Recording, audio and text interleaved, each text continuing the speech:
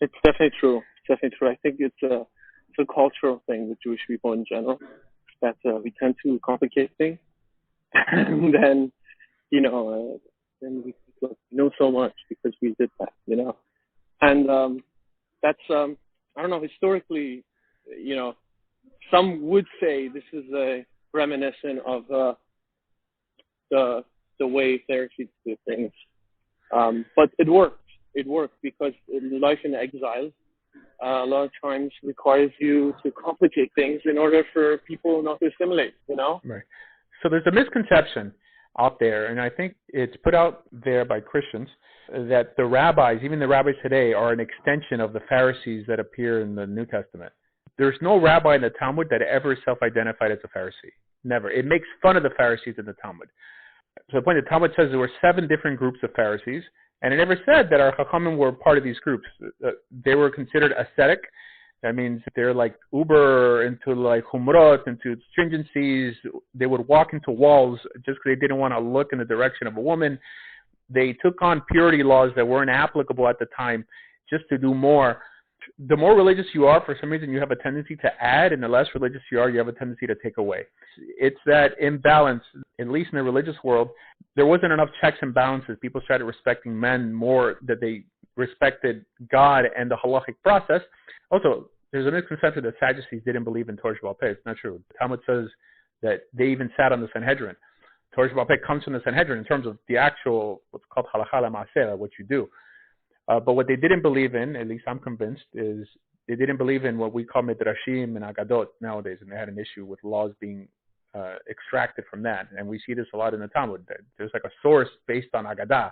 No, agadah is there to like sweeten the lesson, you make the halakha more palatable, but it's still just agadah. It's interesting that I watched the series, which is extremely popular, called The Chosen. I don't know if you had a chance to see it. It's actually pretty good. It's like a Jesus story, but it's done very well. I think it's done very humane. Like you can finally relate to the time and the place and perhaps the figure that existed at that time. Mm-hmm. Yeah, no, he looked Jewish. I mean, he didn't look with blonde hair and blue eyes. But it's a nice story, and I sympathize with the story. I clearly don't believe in Jesus in any way. But I don't think that he himself was, from a Torah perspective, a criminal. But Christianity is built more off of Paul and his. Anyone who has an issue with what he did in that movie is a cruel person. He was upset at a lot of the things that we're upset with nowadays. That means the legalism, keeping mitzvot, like you're chopping wood. There's no sentiment behind it. He wants people to be kind to each other. And whatever. I mean, there was hypocrisy and corruption back then in the rabbinate, just like there is today. And he got killed for it. Right? I mean, I don't believe that's a reason to make him the Messiah or to say he's God. But I also don't blame Christians so much, because if you read what the rabbis wrote about Mashiach, I mean, you can't blame someone to come to the conclusion that, you know what, Mashiach might possibly be God, right? They have such embellishments that are unhealthy. The Rambam talks about the Mashiach that he believes in, like in Hilchos Malachim. He says the archetypical figure in Jewish history is Bar Kokhba. Right, so Bar Kokhba is just a human being, right? He's just a political figure. But the rabbis talking about Mashiach who never dies, Mashiach comes in the clouds, Mashiach, according to the Zohar, could read your mind.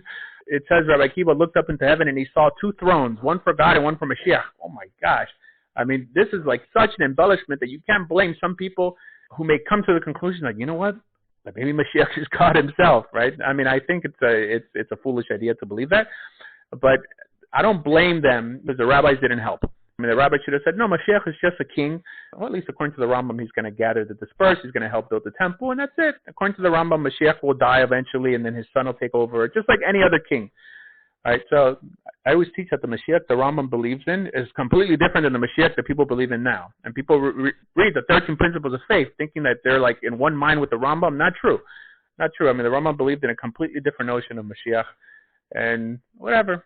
These are things that I say in my Shabbos table, but I can't say it in public. I love it. Yeah, it's very good. And they do talk about Nicodemus as the Pharisee, right? But you're talking about the Pharisees. What influence they had over the decision-making in Judea at that time.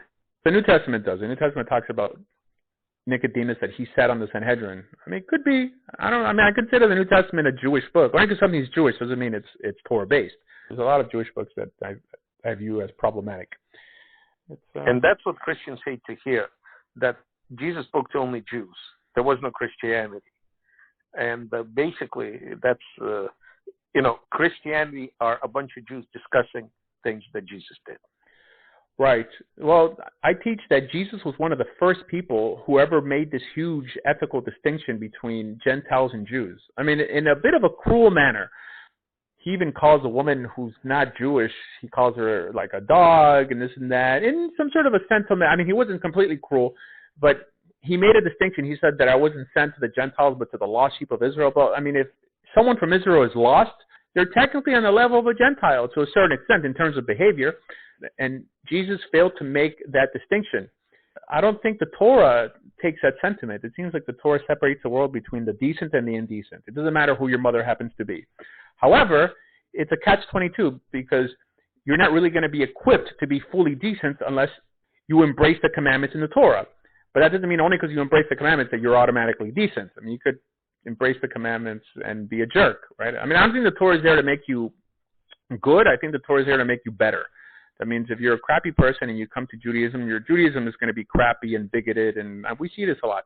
Right? But if you're a decent person and you come to Judaism, then that's what your Judaism is going to look like. And the Ramban makes a statement like this: that someone can keep all of Torah and still be a horrible person. That's why we have to work on our midot, and we have to strive first to be ethical, and then keep all the ceremonial commands with the understanding that the ceremonial strengthens the ethical. That why do we keep Shabbat? That why do we keep all these other things? It's because they're there to strengthen the more important parts of the Torah, which I believe are the ethical ones. Although God himself doesn't make a distinction between the two, unfortunately. Interesting, in the movie, they talk about how holy Shabbat is. In The Chosen, they do have quite a lot of attention. Maybe we should make a room called The Chosen. All right. I mean, I have to go canvass for the Republican Party, but okay. but no, in a positive way. This is what I do. I mean, I go around door to door and I tell people there's an election coming and to vote Republican.